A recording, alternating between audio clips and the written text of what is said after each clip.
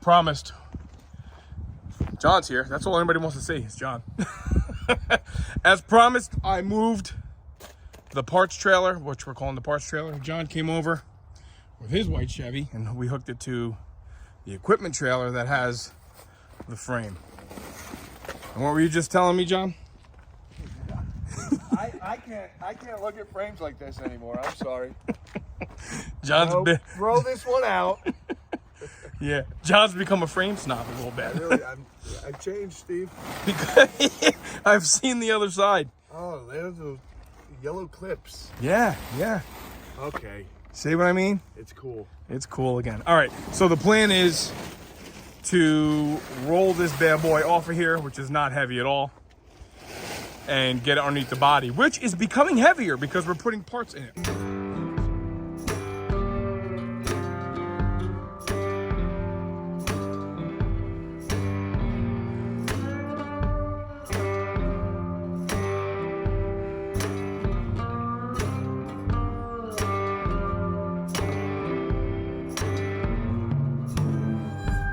Pretty uneventful so far. That went as planned. The new swivel idea worked out great, so there's no binding on the cable. That worked out very well. The car's back to facing front. And now the frame is here. And John said, you want to look at the frame before we put the body on it? And really get a good look at what's in store. This familiar view. Familiar view. Sure, now we know we can get the rear cross member, right? But what's going to happen there?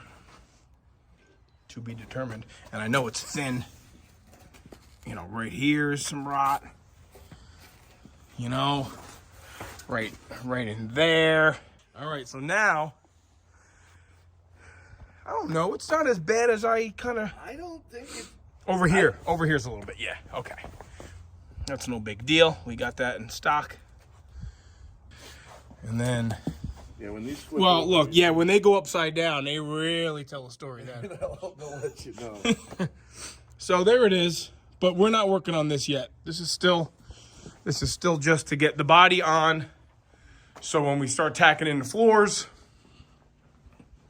we're tacking them in where everything wants to line up. The goal here is to make sure that our front body mounts, the middle body mounts that are underneath the front seat, and there's the other set underneath this cross member here, underneath this one, that set on there, and then of course we have the ones underneath the, this one over here. Yeah, those back ones. And then this one over here, this is the new beam that we just put in, which is, this is not welded in. So over here is where... The back ones are going to fit because there's nothing in the frame metal-wise there. Pretty confident that everything's going to line up. This thing is like a handmade custom coach works here. All right. You guys are getting cut off. Back to time lapse. Right.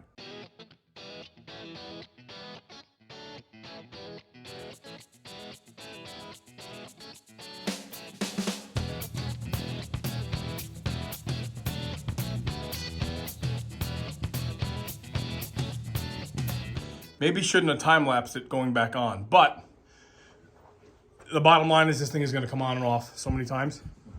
Yeah. But in case people thought we were throwing parts away. Okay, folks.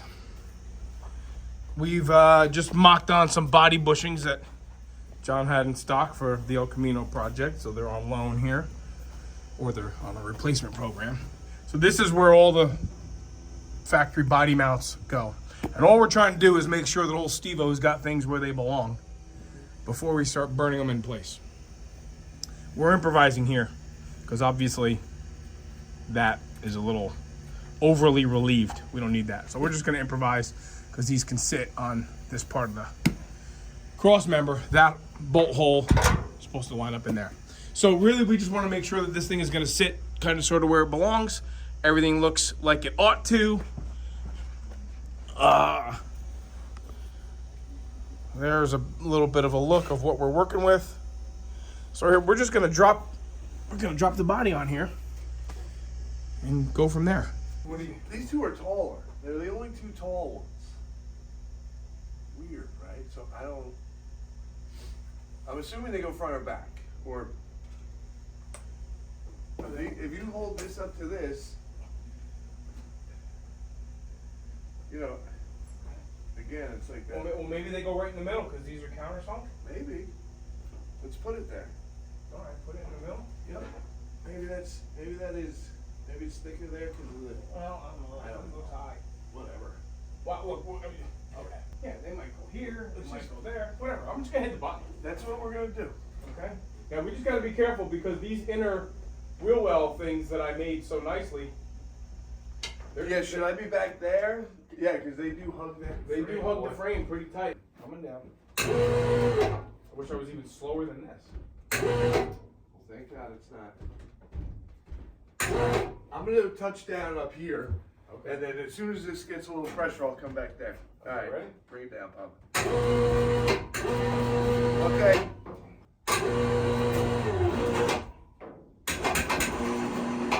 That's it, man. That's all the weight on it. Put a license plate on it. Okay. I'm gonna go with those tall ones going in the front because we're not even touching here. Show car, man. Show car, bro. Show car. Bro, I think it's Miller time, man. Miller time, and this living's easy. You gotta say that. No, that's that out. Okay. Oh, who's happier than us? Lots of things accomplished here. Frame is out of the backyard before we get maybe potentially a foot of snow. Ay, ay, ay. And everything seems to line up. Mr. Jones is back on his old haunches here. And the poor car is starting to look like it might be a car, everybody. We were joking last night. We could just put things in the trunk. Where are my gloves? I think you left them in the trunk. Yeah, they're in the trunk, man. I think, speaking of trunk, what we're going to do next, after we have a refreshment, we're going to dig the trunk lid out of the parts trailer, I guess. And we're going to bolt it on here because the concern is how much tweakage did we get. Yeah. So now's the time to adjust it before I go. It's really that cross member. That cross member really stiffened all this up. Yeah, and hopefully it stiffened. Hopefully it stiffened it up where it's supposed to be. Well, yeah, but we can. Yeah. So I think we'll do We that. can gap it. I think we'll do that. This is a. Different. I think we'll do that just so we know that if there's any adjustments to be made, we make them before we weld it. All right, cool. So, trailer's back where it belongs. Look how nice everything is. Trees are budding. Birds are chirping. Now, Buddy just texted and said 1 to 2 feet. So in here, yeah, guys, you remember that? There's the mark, right? Shows us we got to drill holes on the assembly line. Here's the parts trailer. I've had this trailer a very long time. A friend of mine bought this brand new in '96, I think. All these cardboard boxes or boxes, we're not really hoarders here. I'm saving these boxes so that when we have parts that get restored, alternator, if Joe ever does the gauges, the shifter, we can box the parts up, label them, and then they're in proper storage. There's the trunk lid. So we're gonna pull the wheel wells out and get in there, get the trunk lid out. New use for the soul horses. Swap meet. Here we go. No, I'm just joking, Mr. Jones. We're not selling this stuff. This will look too good at the bar out back. That's the original. It would. These are the original W-31 stickers. They taped around them. They certainly are. They taped around them when they painted the car. Silly, silly guys. Look at that. Look at that. Now, why would you do that? Why would you do that? Everything's sandy. Everything must have been harder with. I don't know. Because, I don't know. I don't know. It's an Oldsmobile. Maybe they don't make it. Looking for. All right, he got it already. There it is. Jeez Louise. Oh. Correct me if I'm wrong. That is supposed not. to be metal That is there. not OE. You know, I'm getting sick of looking at parts on this car. Holy crap! Really am. Why, Okay. Mr. Jones? All right. Why? At this point, I'm currently getting at tetanus. this point, I'm currently infected. bring it inside. Get it out of my sight. Yes, sir. Okay. It's funny how when you're very task oriented, you take these parts off and you say, "Oh, I'm making progress." Oh, my black Gorilla tape. I saw that. I most certainly screamed at my son for losing it. That's why we have sons. We can blame him Excellent. for everything that we lose. Yep. Sorry, Seamus. Radiator support. Yeah, I had a couple of these, but who's going to build another 69? I already got one. You got two. Yeah, well, at the time, I think I had one car and 3 radiator supports. Now, good luck finding a 69 radiator support. Good news, sports fans. The trunk lid, we're not going to latch it because we don't have a key. We have a key for another one. But here we go. Everything lines up. Now, that's good. I'm saying we don't want to latch it, but that's really why we're putting this on, quite honestly, is to make sure that this is kind of sort of lining up. There's a ton of adjustment. Plus, we have a ton of tools. I was gonna say. So, look at me. I was kind of worried about. Look at this. Look at this. Now, we're not going to latch it because I don't have a key, but we're going to make that happen at another date. There's the latch hitting the striker in a very perfect manner. Yeah, even I use the finger gauge, aka my fingers. Yeah. And there's no. Factory shim, man. Yeah. This thing is perfect. It's gonna work. Yeah. Okay. No, it's gonna work, Pop. So that's good, right? We're really happy with how that lines up. That's actually very nice and good. And this whole body line game going on here is, I'm gonna drop the latch back down is what I'm gonna do before. Act like a superhero. So there's the trunk to quarter panel. Not worried about the gap right now, guys. Okay, we're not. Pebble Beach, not this year. This is good. This is all good. All right, good. We can go back to taking this back off. Yep. Putting it back in the trailer. But the good news is, man, there's actually a floor. There's actually a back seat floor. There's a trunk floor. From the firewall back on the bottom. Yeah, we're good. We're not even right behind the taillights anymore.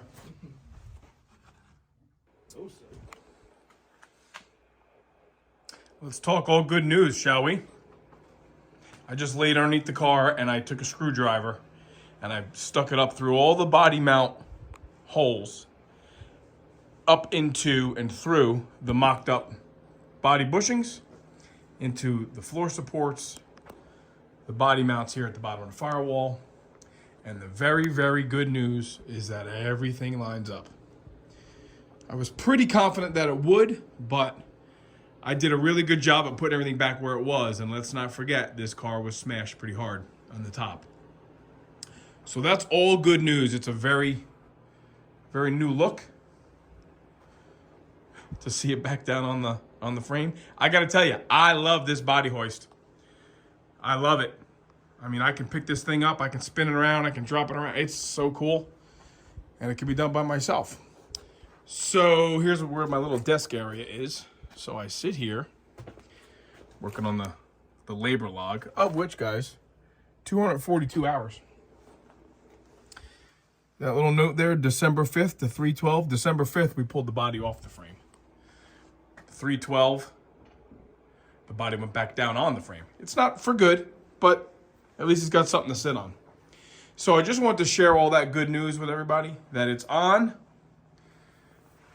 and it all lines up. So now I'm gonna take advantage of the fact that it's in here, that it's sitting on the frame, that it's sitting on bushings, and I'm gonna start tack welding all these floors together. I'll go underneath and I'll scribe the floor supports from underneath, spray paint, something. This way we can pull the body back off, pull the floor supports out, drill holes in all the floors here so that when I put the floor supports back in, there's a nice fresh hole through the floor through the floor pan, and I can plug weld that floor pan to the floor support. You follow me? Holes in the floor pans to weld to the floor pan supports. All this will get welded here where the two pieces meet. All this will get welded. So I guess what I'm prepping you guys for is there might not be a whole lot of fresh content here in the coming days/weeks because it's just going to be me behind a mask welding. In the meantime, we're really looking for some dash parts. I know we can get, like we've said before, the inner cowl, the outer cowl, we can procure them aftermarket. The dash panel, either I gotta get proficient with an English wheel, or we have to find a good donor. And back here, which you can't see it now, I'm contemplating fixing this package tray because it's just flat metal. But we really do need to find this piece. It goes between the trunk hinge boxes. You know, this is always black. And it's just rotted. And, you know, that's not an easy part to make. There's just nothing left here to work with. You know, I could literally put my finger through stuff. I've shown you guys enough of that. Let's concentrate on the good. The good is that everything fit. Everything lines up. And I can now spend a fair amount of time welding this all together. When was the last time the undercarriage of this car looked like this? Pretty slick, huh? Okay, well, my friends, that's what 242 hours will get you. Okay? And I don't know, another 1,000 to go? What's the word? What's everybody think? I did Alyssa's car. I did the convertible in 900 hours. I did Alyssa's convertible in 900 hours. And because of obviously working full time and doing what you do in life, we went from that to this and this in 3 years. 900 hours, 3 years. That's 300 hours a year. We're not doing so bad. I've been hitting this pretty hard. We've only started this car basically in September. And I'm already at 242 hours. So that's a pretty good hit. But remember, spring is coming. Life gets busy. You don't always get to work on the car 10, 15, 20 hours a week. I know for a fact there were times when I did Alyssa's car that, man, that convertible would sit for 6 weeks without me touching it. That's why you get an average of 300 hours a year. It's got to be realistic. So make hay when the sun shines. When it's cold, rainy, snowy, dark, stay in the garage, get something done.